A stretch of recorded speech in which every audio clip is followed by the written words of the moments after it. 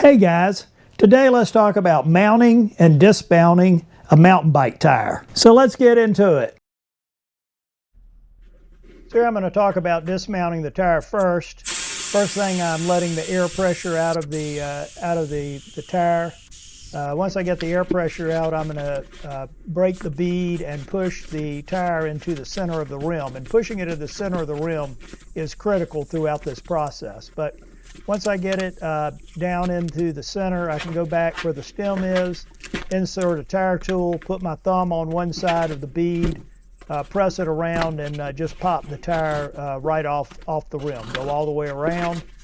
And at that point, I've got one side of the tire off, dismounted.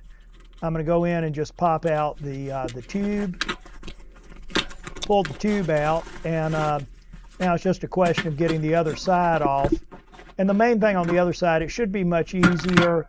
You just break the bead again, press it into the center of the rim channel, and it should just peel right off by hand at that point.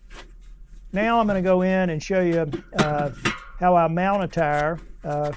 First thing I'm going to do is make sure I've got the tire going in the right direction. That's always a good thing.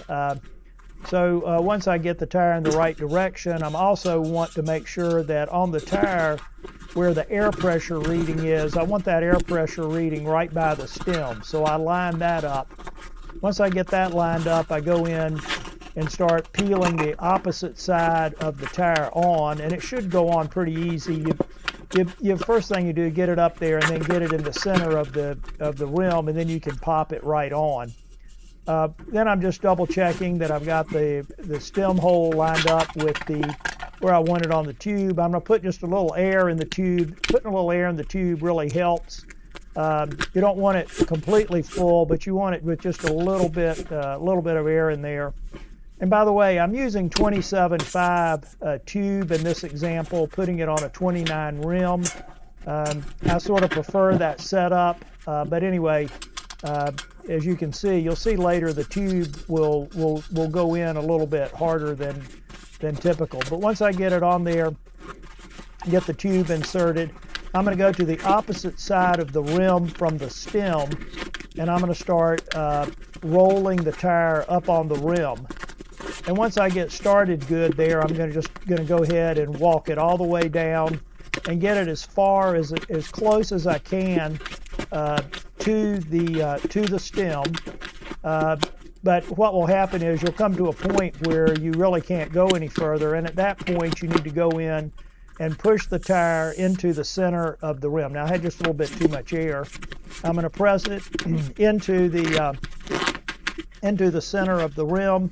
Once I get it up there, I'm going to pop a little bit more of the tire on, just a little bit. Then I'm going to go back and make sure the tire's in the center channel as much as I can. Come back, pop it on just a little bit more.